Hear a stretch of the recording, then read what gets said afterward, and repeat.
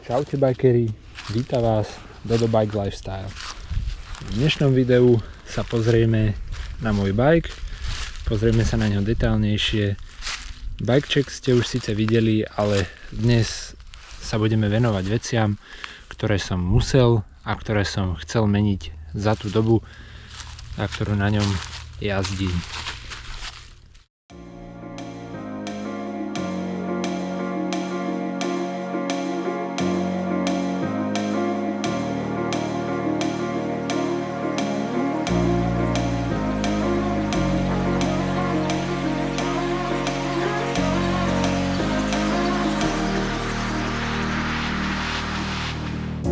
Up all night by myself, trying to think of ways to you.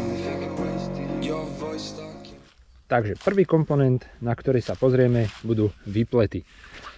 Je to veľký komponent a spadá do tej kategórie, ktorý som musel meniť. Pôvodne, ak si pamätáte z bike checku predchádzajúceho tohto Mondrakera, tu boli pôvodné kolesá v kombinácii rafov od Mondrakeru, náboje tu boli formulové. No a teraz, ako sa môžete pozrieť, sú tu DT Swizy 1900, aj predný, aj zadný. Čiže som kupoval kompletné výplety. No, prečo som ich kupoval? Musel som ich kupovať, áno musel, lebo vzadu mi vznikol problém. Na pôvodnom náboji, na pôvodných výpletoch, kde bol formulový náboj, som začal cítiť vôľu v zadnom kolese. Tak samozrejme ložiska, predpokladal som, dal som ich vymeniť. Keď som ich vymenil, vôľa zmizla. Po jednej jazde na okotrailoch som zistil, že vôľa je späť.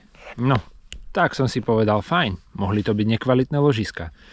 Tak som išiel do obchodu s ložiskami, pozrel som si rozmer tých ložisk, objednal som tie najkvalitnejšie ložiska od značky SKF, aké som našiel, dal som ich nalisovať a išiel som sa odviesť. Tentokrát už ložiska vydržali o niečo viac, ale takisto to boli tuším 2 alebo 3 jazdy a ložiska znovu skončili. Tak som začal laborovať, že čo sa vlastne deje. Po takom detailnejšom rozbore zadného náboja a premeraní sme zistili s mechanikom, že je tam zle vysústružené osadenie toho ložiska, vlastne že je stále nejakým spôsobom krivo, aj keď je na doraz nalisované. No a v tom bol vlastne celý problém, že nechytalo to priamu os, ale trochu vykrivené a tým pádom sa vždycky vybuchalo. Bolo jedno, aké tam je ložisko. Či je tam ložisko za 15 eur kus, alebo tam ložisko za 4 eur kus, úplne jedno. Takže to je hlavný dôvod, prečo som menil tieto výplety.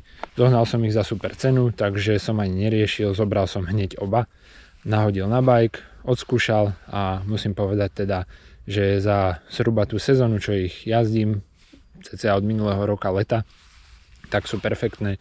Nemal som s nimi ani jeden problém, žiadne pokrivenie ani nič podobné. Takže chválim DT Swizy 1900, určite odporúčam. Ďalšou investíciou, ktorá vznikla v spojitosti s tými výpletmi, je kazeta. Prečo práve kazeta? Zaradím ju do tej kategórie komponentov, ktoré som musel meniť, a to z toho dôvodu, že na pôvodných kolesách, na tých formulových nábojoch bol hagečkový orech, čiže ten taký klasický navliekací s poslednými pastorkami, ktoré slúžia ako matica, teda na konci je matica, zatiahne sa. OK. Tu na týchto DT Swizoch bol SRAMový XD-čkový orech, čiže taký, čo má na konci kúsok závitu, pastorky sú všetky v kope a vlastne ten posledný pastorok je zároveň aj ako matica a tým ho vlastne zakrútime na orech. Takže toto je kazeta z osady GX, takisto 12 rýchlostná, rozsah má 50-10 zubov. No a kupoval som ju vlastne iba čisto kvôli tomu orechu. Tam tá kazeta, ktorú som mal predtým, bola síce SX-ová, SRAM SX, tá najlacnejšia rada, čo je, ale nebola nejako extra opotrebená, myslím si, že by ešte niečo vydržala, takže zase nemôžem na ňu povedať nič zlé. Takže toto bola čisto investícia len z toho dôvodu, že som tu mal inakší orech. Keď už sme tu, čo sa týka toho pohonu, tak určite veľmi rád spomeniem prehadzovač. Prehadzovač je tu SRAM X01. No, prehadzovač je ďalšia vec, ktorú som tak povediac musel meniť. Pôvodne tu bol osadený SX-ový prehádzovač, ale tam vznikol jeden problém. SX ako celá sada kompletne bolo fajn, celkom sa to dobre javilo, ale po pár ostrejších jazdách už začala robiť trošku šarapatu, čo sa týka radenia. SX prehádzovač má celé to telo plastové, vrátane toho úchytu. No a tento úchyt, ktorý sa vlastne šrobuje na pätku, tak sa mi vybuchal. Vznikla tu vôľa. Proste tento prehádzovač je úplne tuhý a to SX malo vôľu v tomto šrobe. No a jednoducho lietalo zo strany na stranu. A ja som len laboroval, že čo treba vyladiť, nastavoval som ho niekoľkokrát, až potom som si všimol, že tu vznikla vôľa. No a tá vôľa jednoducho mi nedovolila úplne presne naladiť ten prehádzovač tak, aby fungoval na všetkých pastorkoch presne. A na tú vôľu v tomto šrobe vám veľmi rád priložím video, budete ho mať tu, aby ste videli, že tá vôľa tam bola naozaj dosť veľká a všetci veľmi dobre vieme, ako fungujú 12 rýchlostné systémy, že tam treba naozaj veľkú presnosť na to, aby to fungovalo správne. No a vlastne preto som sa rozhodol, že upgradeujem na vyššiu radu, teda na X01. X01 má takisto výhodu v tom, že má tú tuhšiu spojku v tom ramienku, čiže tá reťaz je viac menej silnejšie napnutá a neskáče toľko. O čo mi vlastne aj išlo, aby som ten bike trošku utišil, pretože s tým SX-om v tom pôvodnom setupe bol dosť taký utrieskaný, hlavne v tejto hornej časti. Ako si tu herkám s tou reťazou, tak sa dostávam ku ďalšej veci, ktorú som nemusel, ale chcel kúpiť, a to sú tieto vodítka. Sú to vodítka značky STFU. No, dostal som sa ku nim tak, že na YouTube sledujem kanál jedného bikera, ktorý sa volá Remy Mettailer, a on tam stále mal reklamu, aj na svojich bajkoch nosí tento systém STFU, a tak som sa o to začal trošku viac zaujímať. No a zistil som, že teda sa to dá kúpiť aj na 12 rýchlostnú sadu. Nie je to len pre nejaké DH-čkové bajky, ale jednoducho sa to dá dať aj na trailový bike alebo teda nejaké endurko. No, v čom je to fajn, že tu reťaz jednoducho nepustí ani do strán, ani hore, ani dole nad nejaký rámec a hlavne sa nedostane ku tej zadnej stavbe. Dovtedy, ako som mal STFU, som nosil zadnú stavbu obalenú dušou, aby to eliminovalo tie nárazy reťaze, a myslím si, že teraz je to o 200% lepšie, ako to bolo predtým. Môžem to určite len odporučiť a veľmi to chválim. Inštalácia bola trošku komplikovaná, keďže Mondraker, keď sa pozrieme na ňo zhora, tak zadná stavba má taký svoj špecifický tvar. Lepšie by sa to dávalo na bajku, ktorý má nejakú rovnú zadnú stavbu, a jednoduchšie by sa to určite inštalovalo. Proste tuto som musel viac laborovať a viac vecí vymýšľať na to, aby som to osadil presne, aby mi to na každom prevode fungovalo a išlo presne cez tie vodítka, aby to nikde nešúchalo alebo nedralo tie vodítka zbytočne. Takže STFU, vodítka, reťaze určite odporúčam, je to perfektná vec, stíši to bike a potom je aj z tej jazdy úplne iný pocit. No a nech si tu hrkám s tou reťazkou, tak vlastne sa dostávame ku ďalšiemu komponentu, a to je teda reťaz.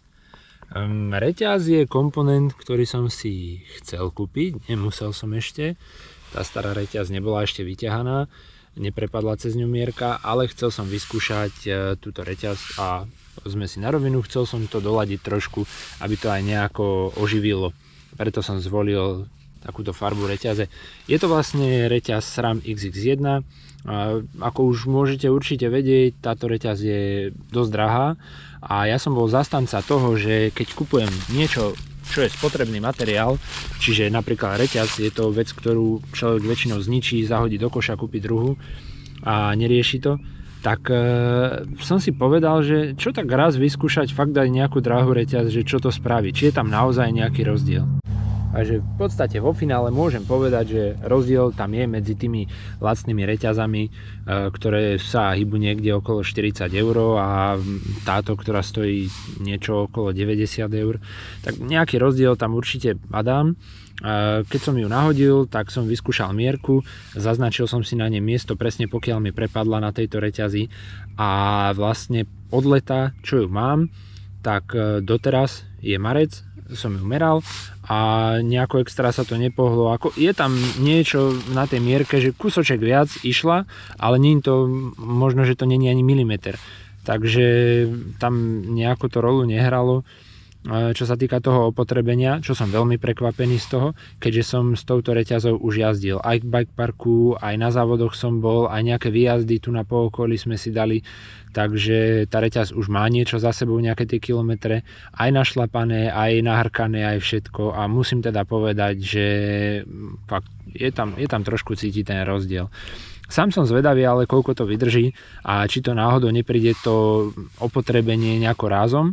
A pokiaľ sa tak stane, tak určite na to natočím ďalšie video a určite vás o tom budem informovať, ako sa vlastne časom bude tá reťaz správať, či je tam teda rozdiel a či sa oplatí investovať do drahšej reťaze. Takže a teraz sa dostávame do prednej časti pohonu a tu máme prevodník. Prevodník je ďalšia vec, ktorú som nemusel meniť, ale chcel. Prevodník pôvodne tu bol z rady SX s tými tenkými vzperami, no a presedlal som na GX-ovi.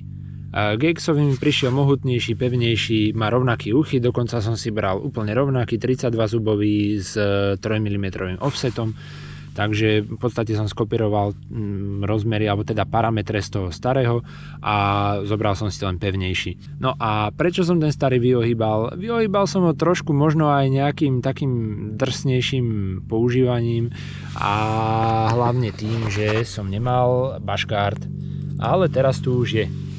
Že ďalšia vec, ktorú som chcel teda meniť, alebo respektíve som si prikúpil, tak je bushguard.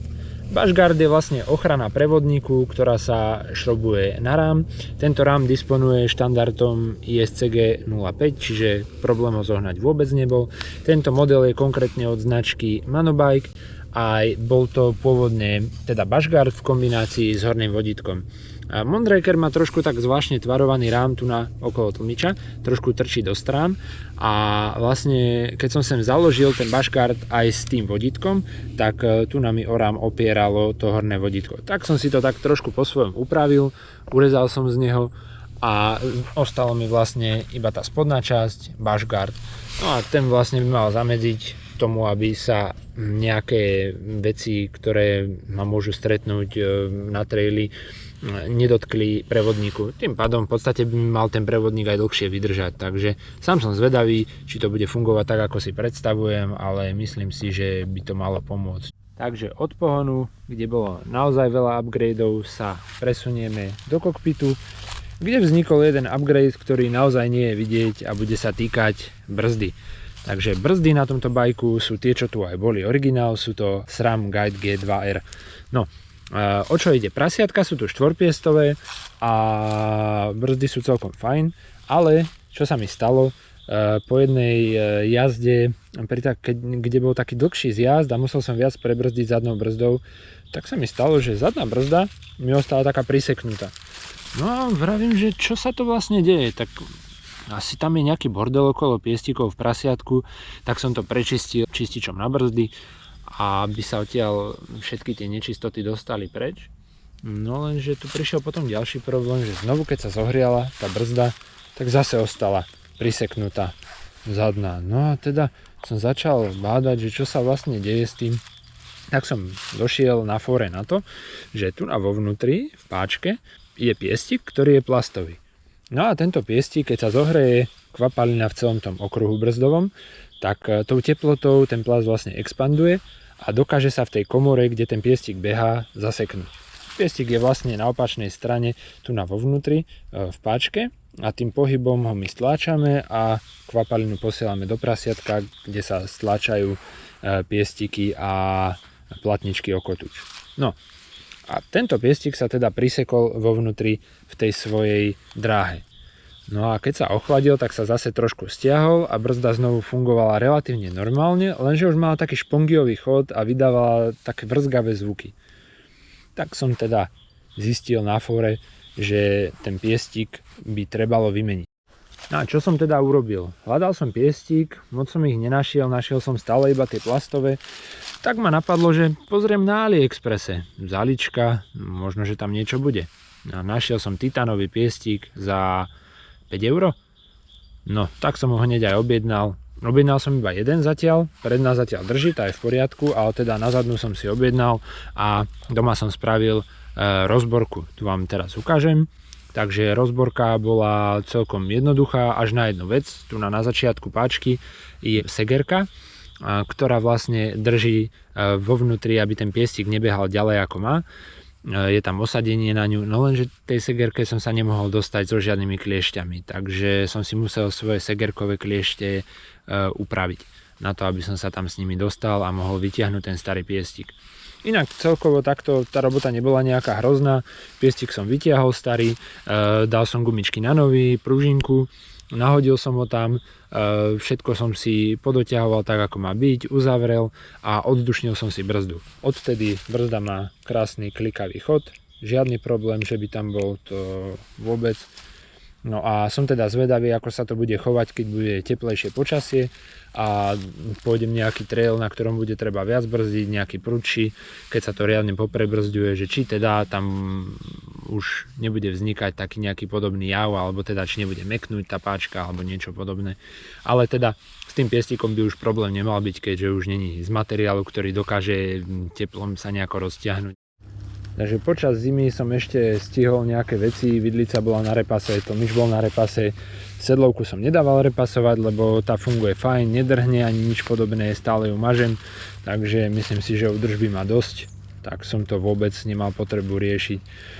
No, takže to bude asi takto celkovo z môjho bajku všetko, no a keď budem robiť nejaké upgrady zásadné, ktoré by sa týkali niečoho naozaj veľmi dôležitého, tak určite vám spravím ďalšie video, pokiaľ by ma tento bike niečím prekvapil. Pokiaľ vás zaujíma niečo viac o tomto bajku, o komponentoch alebo o veciach, ktoré som na ňom robil za ten čas, čo ho mám, ozvite sa mi do komentára, veľmi rád vám odpoviem na to. A teda na dnes sa s vami rozlúčim. Vidíme sa na budúce v ďalšom videu.